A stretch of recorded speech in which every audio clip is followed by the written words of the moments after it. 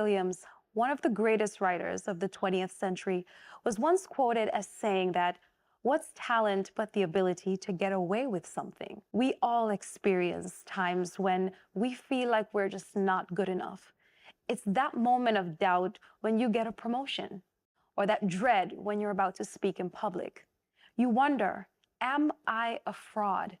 Am I the right person for this job? Today, I'm going to be chatting with Delé Adams, a screenwriter and filmmaker. He'll be telling us his story about his clashes with imposter syndrome. So how can we manage that feeling of self-doubt? Let's dig into the real conversation.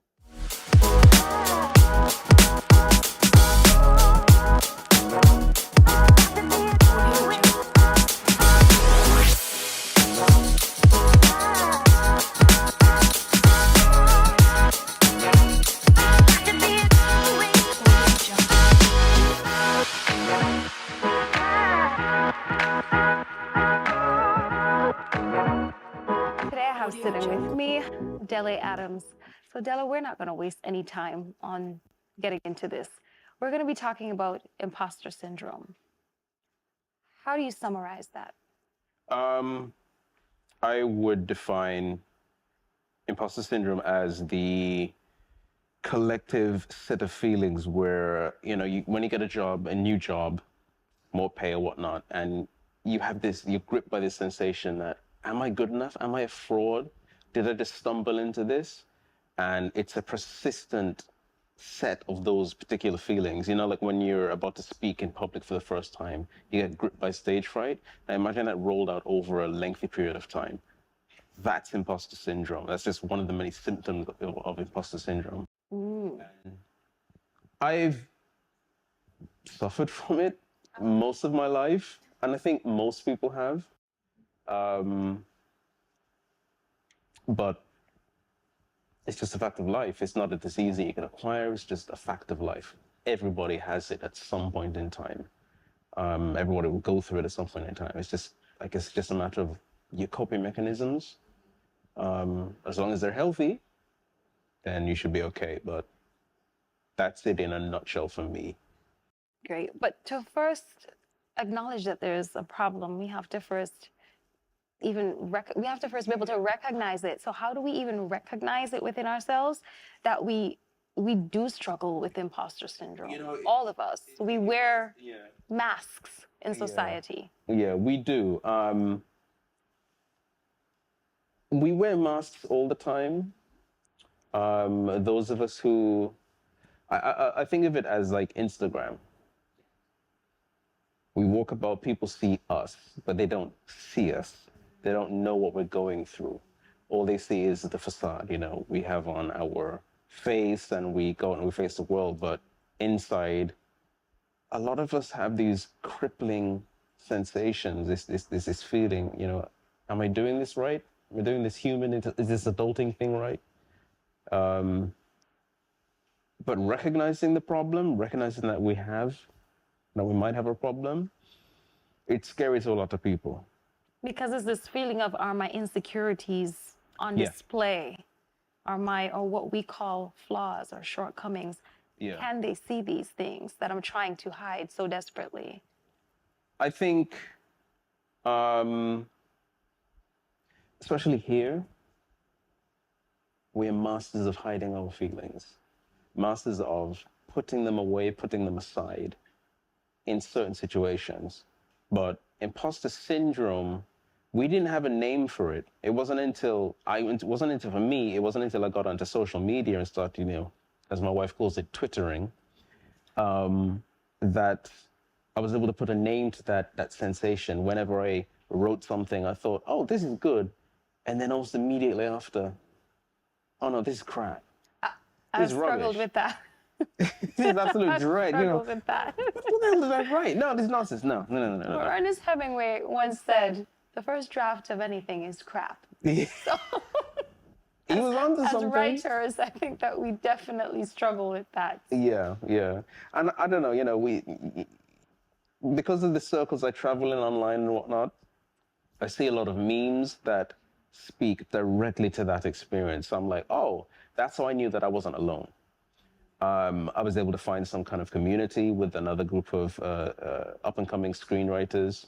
All of us are pre-WGA and, going on with the strike and whatnot, so we're backing that. But all of us have these feelings of self-doubt. Whenever one of us puts a script into the group and say, really hesitant about this, can you give it a whirl? All of us will just jump in and sort of do a love pile on and say, no, it's brilliant, come on, come on. And we may have critique about it, but we let each other know that it's okay, that, all of us have these feelings of inadequacy. Why do you think that's so important to us? That validation from other people telling us that they appreciate what we do, or they appreciate something about us, or they love something about us before we do. Because it allows us to carry on. Mm-hmm. It allows us to sit back and say, okay, I am good enough. I am okay. This is normal. But we live in a society where it's very easy to say the negative thing and to say the wrong thing to the wrong person at the wrong time. Think of any conversation that you've had with a family member or someone that you think is a friend, and you say, hey, look, I made this thing. And they're like, you still doing MC this year? Yeah. That doesn't help. That doesn't help at all. So you're thinking, okay, well, it might be okay. And then, the person that you've entrusted to give you some kind of validation on it, they just dampen the entire thing. Yeah. Okay. So I just want to go back into my box again and be done with it. You said you didn't think that there was a word for it, like there wasn't a label, but I kind of beg to differ, because I think fake I think fake was that word. And so much of us are in denial when it comes to that. We take such offense when we're called out on being fake. We're so eager to point the finger at other people for being fake, but aren't we all at one point or another being fake? Yeah, to a degree. To a degree. We're always hearing, be yourself, be yourself. A lot of times we feel that when we are ourselves, that people will look at us sideways. Saying it here now, I'm a nerd. I love geeky stuff. I love Star Wars. I love animated shows, anime and all of that jazz. I love that stuff. I like watching it and like dissecting it with my friends and my wife. And she's an anime head as well. It was one of the points of getting together. I was watching, what was it? Justice League Unlimited, and she came in. She said, are you watching Batman? And she sat down with me. It's like, this is odd. Really? I've never had that. The first one I started watching was Naruto, thanks to my nephews. There you go. There you go. Different strokes for different folks. But the thing with imposter syndrome is that you feel like you're not allowed to be yourself. So you hide. You put on the mask, you go out, you face the world, yes, but you're always hiding. And it just feels wrong. But at the end of the day, you don't know how else to be. So you just put it away. You think that the stuff that you've written, that you've drawn, that you've created, you think it's not good enough for the world, so you put it away. Showing that emotion, showing any sort of emotion. I mean, as a guy, they would tell you, don't show emotion, just, I'm like, why would I want to do that? I don't want to be mad at breakfast. I just want to go about my day. Have breakfast. I just want to have breakfast. I don't want to be, all the time. That's exhausting. It's very exhausting, physically and mentally. That's tiring. But then, imposter syndrome comes in again, like the ugly stepsister, and just comes in and said, hey, you look ashy today, right? Mm-hmm. You look dry. You look dry as F today. And it's really confusing, because on one hand, it's why can't people be real? But it's people's realness sometimes that's often being criticized, because if I sat here with you and we just had a conversation with my natural hair and no makeup on my face and wearing a t-shirt, I would be scrutinized to the People would judge you for it. I would be judged for it. So how is it that we are begging for authenticity, and then when we are given authenticity, we still tear it down? Because I think the world looks for manufactured authenticity. It's You know, your filters. Everything is supposed to have a filter on it. Kim Kardashian, the Kardashians, and whatnot. I'm not honing in on them and Yeah. hating on them. I'm just saying, you know, that's how the world wants everybody to be. But we can't filter personality, and we cannot. No, you can't. We cannot Photoshop our heart, our intellect. You can't manufacture class. You can't manufacture decent personalities. You can't manufacture manners. You know, Why do these things matter way less than what we look like, what we're doing, what we've acquired materialistically? but it's all about the value that the world puts on these things, and it causes everyone to question: Am I good enough? Am I a fraud? Why am I here? And am I going to get found out? Am I going to get found out? That feeling, those notions of shame, terrify people. They terrify them. That caused so much anxiety in myself, even as a teenager, always feeling the desire to live up to society's standards of everything: perfection, beauty, intelligence. So we're going to go into the psychological aspects of these and some of the drawbacks that come with that when we get back.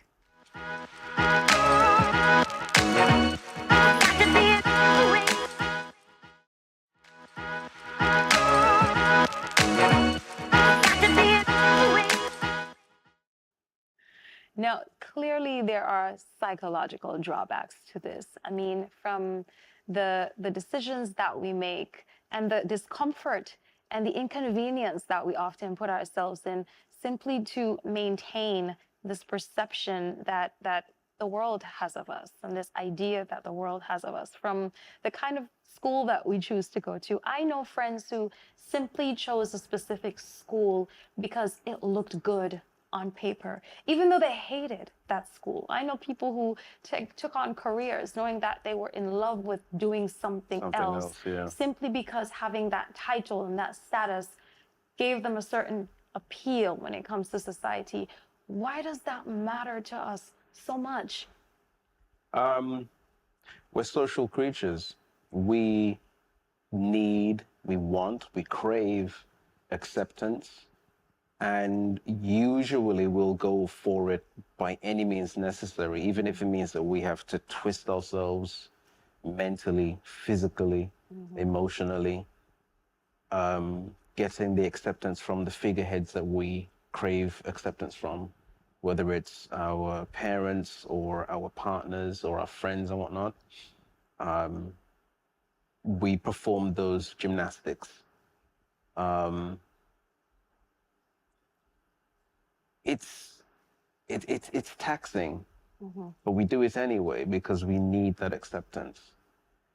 You know, for an example is, you go into a barber shop and it's all men. It's like a testosterone, cloud of testosterone in there.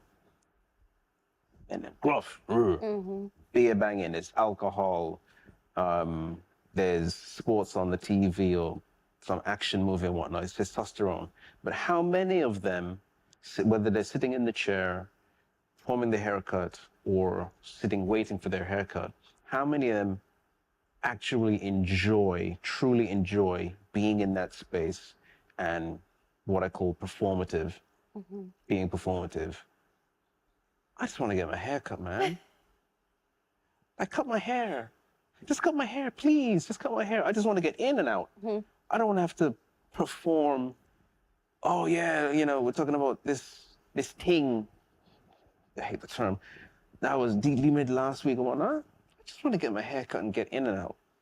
Socially, and I'm gonna continue off of what you just said there. That was actually a great example, because I see this socially a lot, where friends would go out and they start drinking, and someone would say something like, I need a drink before I can loosen up, or I need a drink for me to be able to enjoy myself. Now, why is it that there is this need to limit that responsible part of the conscious mind That's imposter syndrome. So exactly, Kicking into this high gear. desire to act a certain way that is not you, because if it was you, you would be able to be that even without the alcohol.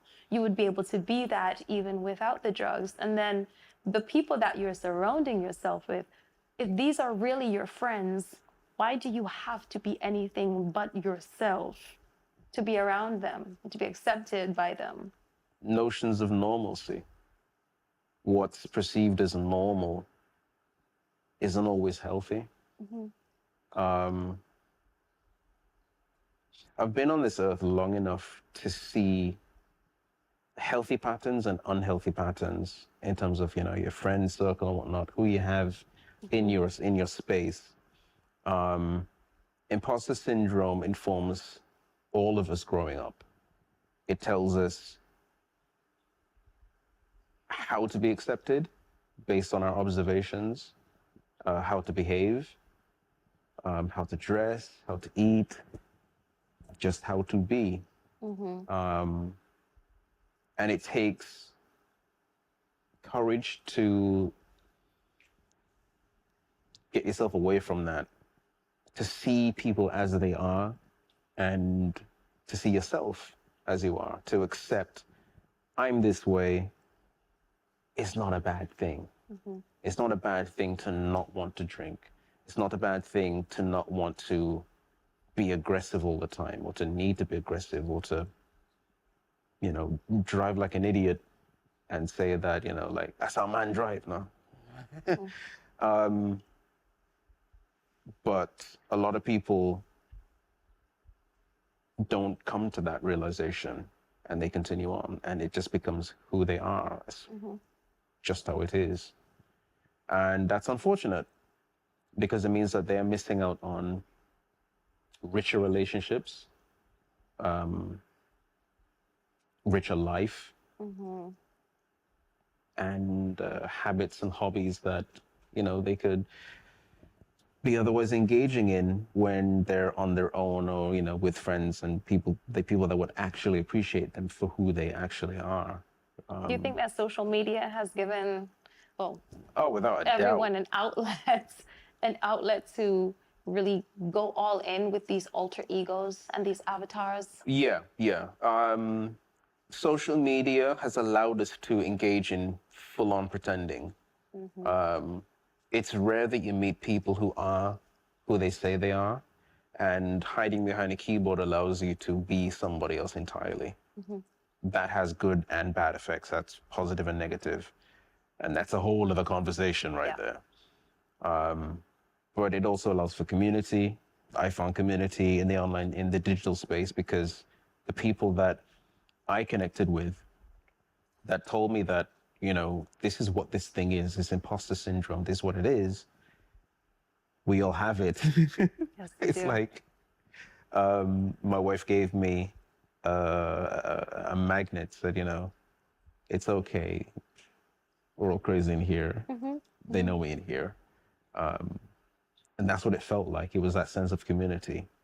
So even though I still have it, I'm still dealing with it on a daily basis, because even performing my jobs, you know, I know how to do everything. I know it in and out. I could talk about it all the livelong day.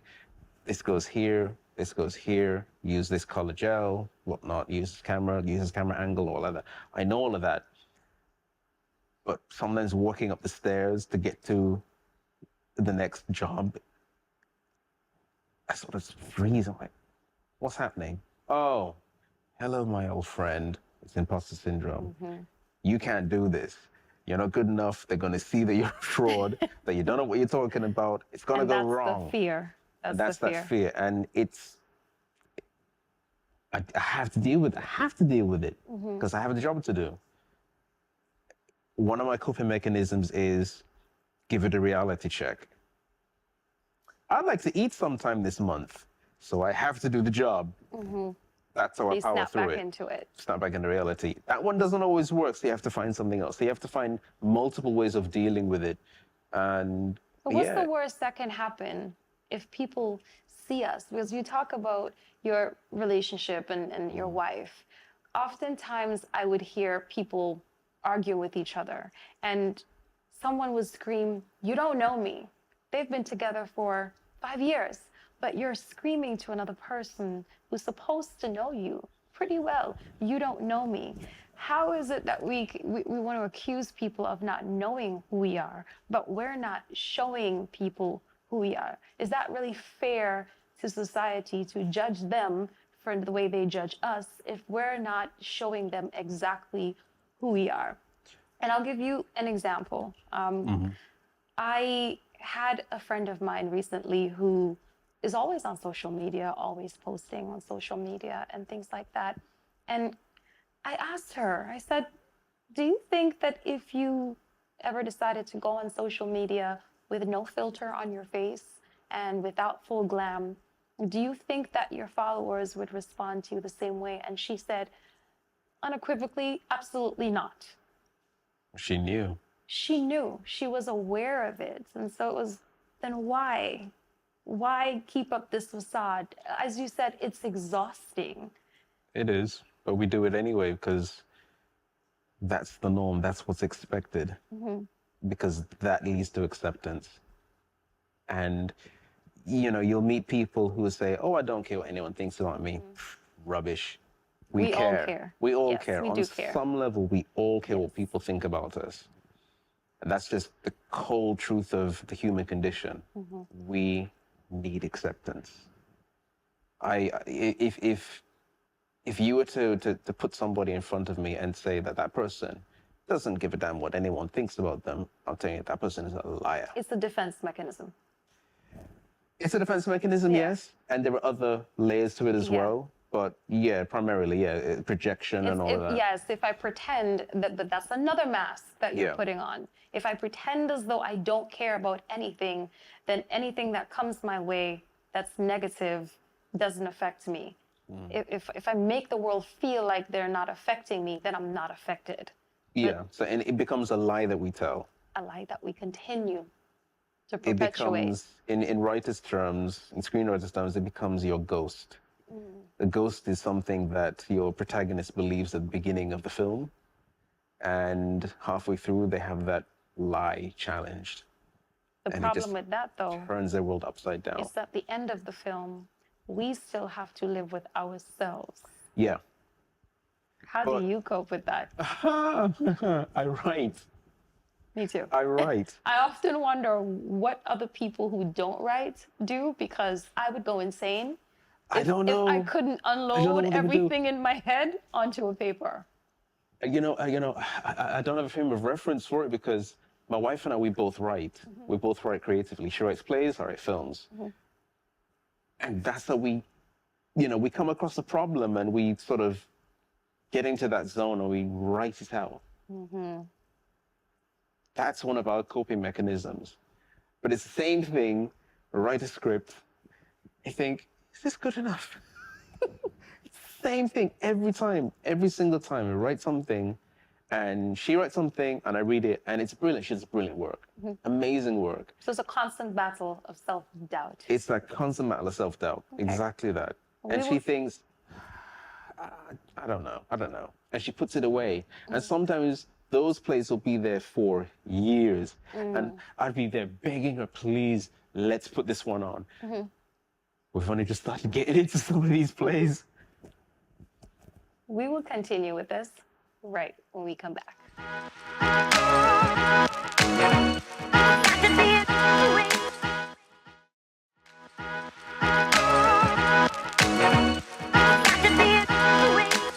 See, even now with this, my mind is like, okay, I'm all over here. Is the lighting okay? Yeah. So how does this affect your career? It's there every day. It's just a demon I have to deal with. I've had some really interesting opportunities, some job offers, and I've had to weigh them. And, I do that with God and my wife. And sit down and go, but some amazing opportunities have dropped in my lap and I'm trying to take full advantage of them, but it's still there. It's always there. It's always, if you imagine a shadow demon at the back, it's just there with his leaning. just leaning on you like a golem. Um, a couple years ago, been on Twitter and whatnot. I wrote something, posted it on Twitter, and about an hour later, I got a DM from a director. She's directed a Marvel movie. And she said, I like your writing. Do you want to be part of a writing collective? Huh? What? Wow. Or as I said, anime. Nani? To this day, and we're still friends, and we recently completed a job for her newest film, which had dropped on Netflix, right? Even now, still can't fathom that happened because I was crippled by those horrible thoughts of, do you have the right person? Are you sure it's me you want? That you want. Are you sure that it's me that whose writing you think is good enough to make it in Hollywood? Oh, I had no idea. Another one was Jeff Howard. This guy did Haunting on the Haunting of Hill House, Haunting of Bly Manor, Hush. Numerous films with Mike Flanagan, The Midnight Mass, all of these on Netflix, and they're like highest rated shows. And he's saying, I like your writing. And I'm thinking, you're lying. It's not me you want. It's not me. Because in your eyes, that person is so much better Yeah. than you. Yeah, you think, it's like, why would this person who is all the way up here want to talk to little me all the way out here about this work? It doesn't make sense. The imposter syndrome tells you that makes no sense. It's not a thing. It is a thing. They're yanking the chain. It is a thing. It took someone literally holding my hand once and saying that they were working on a documentary and I was doing some editing. And they literally had to hold my hand and say to me, we already want you. You're here because of what we already know of you, because of what you've already done. You have nothing to prove but to show up and do the job that we already know you can do. Yeah. And it really was as simple as that, me going, okay. Felt like a weight off, didn't it? It felt like such a weight, but that's what I wanted to get to next. That pressure that society puts on us sometimes to be perfect, but not just to be perfect, but to succeed, and what their idea of success looks like. Success is a bumpy road. I think, again, the normalcy of success is that you do something, you're good at it immediately, and riches pour into your life, into your bank account and whatnot. Horse crap. It's about failing. Fail, fail again. If we stop failing, then we failed. So you just have to keep going, you just keep trying. And for a lot of people, that's difficult to do. Motivation isn't there. You don't have, the emotional ammunition to keep going. Sometimes it's difficult to get out of bed. There are factors in your life that are preventing you from creating. That's okay. Deal with those. At some point, you do have to set aside time for yourself to create the thing that you love, to do the thing that you love, whether it's crocheting or engaging in buying Funkos on Amazon or whatnot. It's something that brings you peace, it's something that brings you joy. Yes. It's also important to find community. I think that one above all of the others would be the one that I say would have helped me most. But I realize that I don't speak for everybody. People are going to find their ultimate comfort in other things and other people. But I do think that having at least one or two people in your corner that love what you do, no matter what, that will critique it lovingly and say, this is great, but I think so and so and so. Yeah. As opposed to saying, that's nonsense, that's crap, that's bull. I may like it. But having people who can talk to you candidly, Be honest with you. and to speak that positivity into your life, and for you to be that for other people as well. Yes. 'Cause Because it goes both ways, because we're all dealing with the We're all same dealing with thing. it. We're all dealing with it. Everybody has imposter syndrome. Every single body has imposter syndrome. My son's a volleyball player. He's really good at it. But even he has doubts about how good he actually is. We all have doubts. Even Michael Jordan had doubts. And I mean, a lot of it is deflected onto us from others, from the society, but a lot of it is internal. We internalize a lot of things. We hide a lot of things from the world, and we try to even hide it from ourselves. We try to tuck certain things away, and we try to convince ourselves that we are something that we are not, whether it is to fit in, whether it is because of the comparisons that society creates within the society. I think that this competition that seems to be going on in society, and this idea of what success looks like, they don't teach us the things that you mentioned. They don't teach us those values. They don't teach us that happiness, that peace, that values, that these are going to be important things, necessities in life. They teach you to get an education, go off and find a great job that pays you really well so that you can make a good life. And by a good life, we mean have a car, own your own home, all of these things. But what about being emotionally healthy?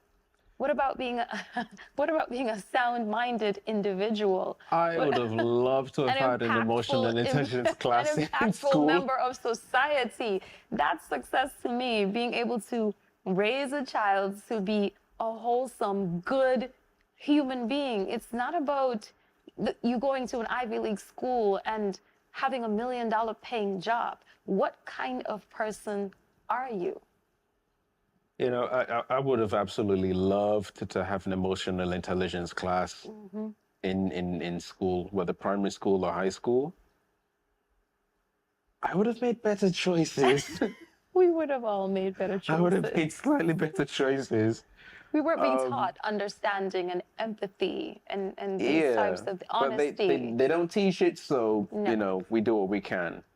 I've just reached a stage in my life where I see a lot of the nonsense, and I'm able to bypass it simply because I've observed myself and others make those mistakes, walk into the sandpit.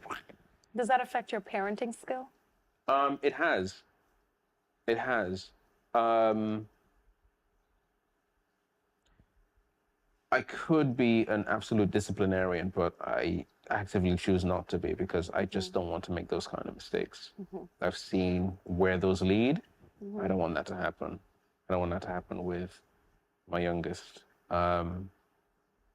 She's a creative soul. She's joyful. She's just a ball of energy. And she paints, she draws, she sculpts. She's a composite artist. We don't know where she's going to go with it, but we try our best to encourage her so that she doesn't have that niggling self-doubt at the back of her head. Because she'll show us the stuff, and it's good. It's legitimately good. I mean, I can say I have a bit of bias, obviously, but you know, I'm her dad. But we had put some designs of hers on T-shirts because they're good. And it makes her feel good about herself when she gets that validation from us. And that validation, paired with her. That will silence that imposter syndrome demon. That voice because in the it'll back always of her be head there. that makes her doubt herself. Yeah, that thing will always be there because it's part of the human experience. But if we teach our kids coping mechanisms and we teach them how to quiet it, it'll be a tiny little voice. We're going to get into some of those coping mechanisms when we get back.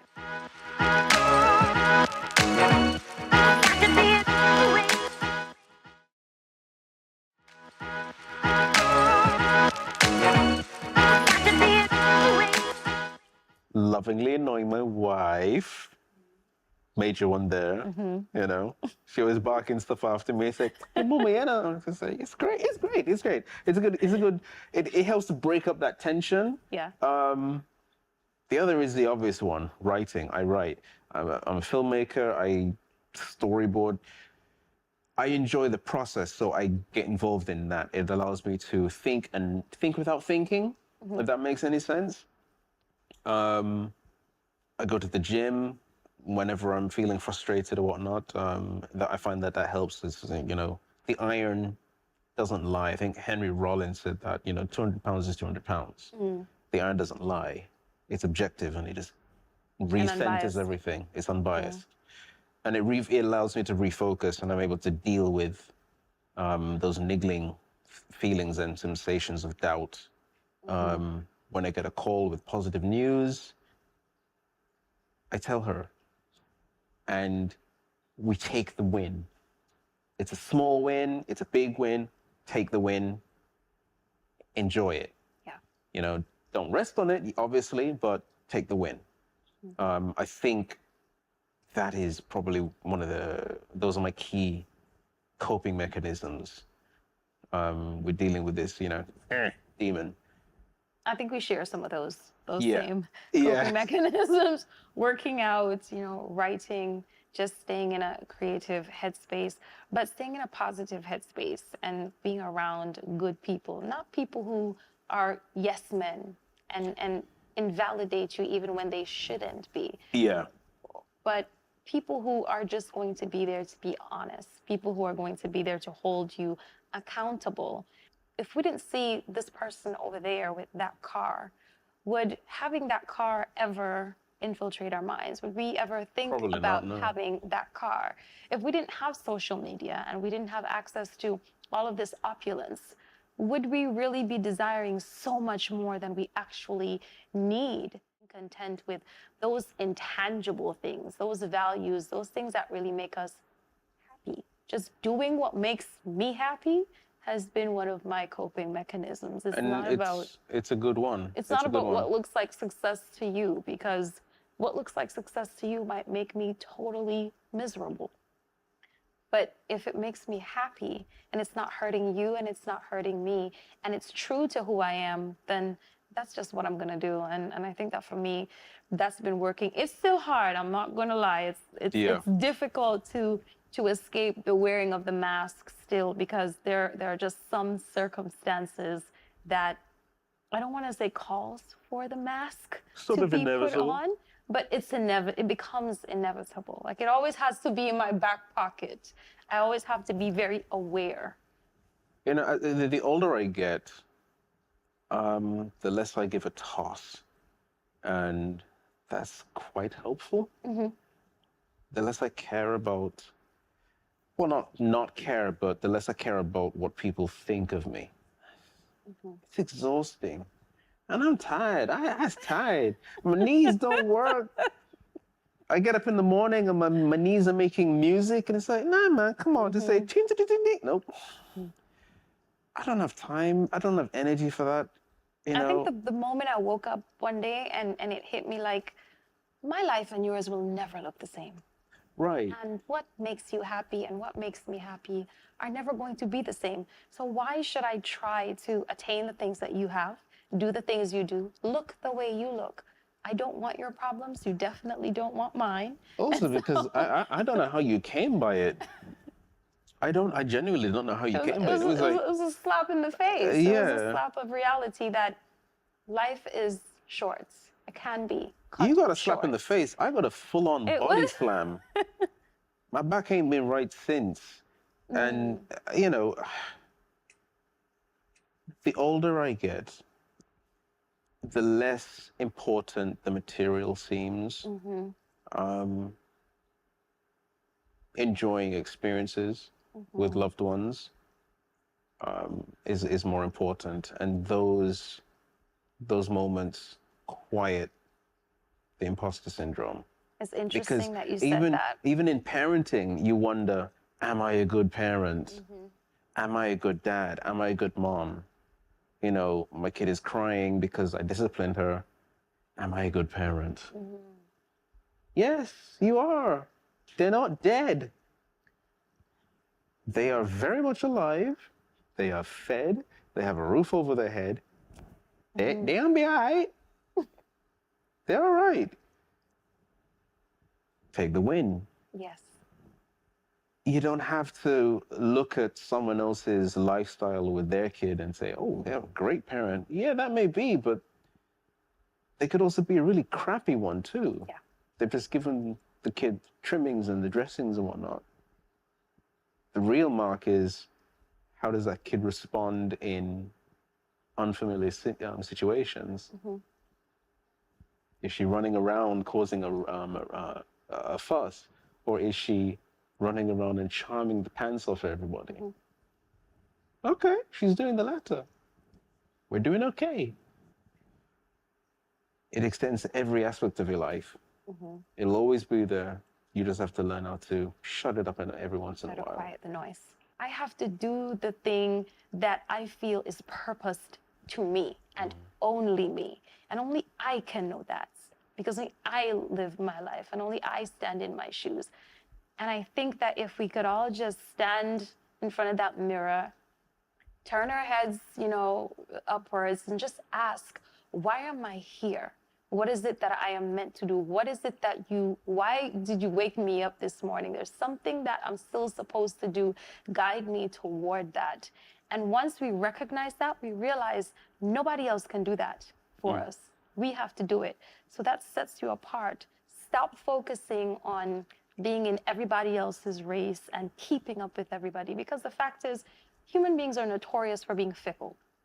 Yeah. The moment we catch up with what's in and what they like and what's cool today, and On to the next. and on to the next. So my thing is just keep doing what you're doing, because at some point that social wheel is going to keep spinning and it's going to land on whatever it is that you're doing. It's like never throwing out those pair of jeans, because they're going to come right back in style. So that's been something that really helped me. What was that major aha, I just need to start focusing on who I am, and it's okay to take the mask off? What was that moment for you? Getting older and getting into therapy. Mm. A lot of people don't like to talk about it, especially men, but Jesus in therapy, as Galileo said, I refuse to believe that the same God who imbued us with intelligence intended us to forego its use. So make smart choices along those lines. Yeah, therapy was it for me. Being able to unbox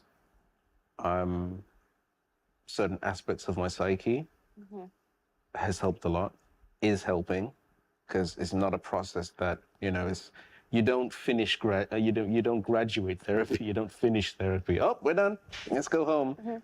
No, it'll take the rest of your life, or, a significant chunk of it, but it helps. But it only works if you are honest. And honesty is a bad signal to imposter syndrome.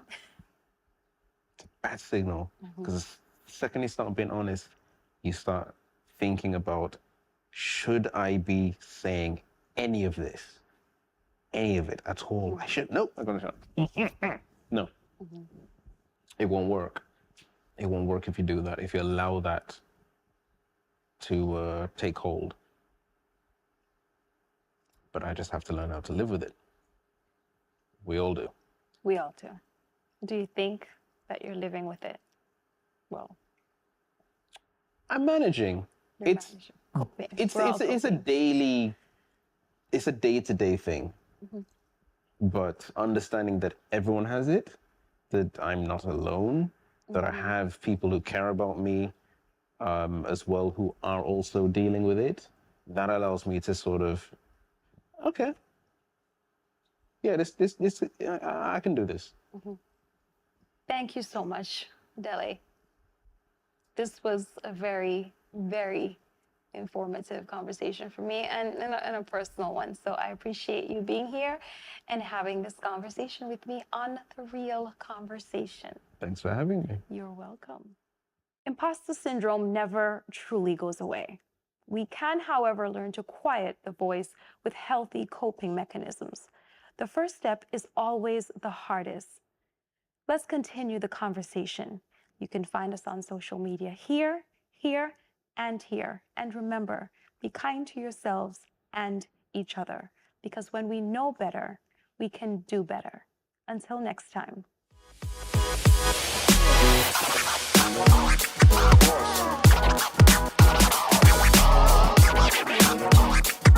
Hip hop.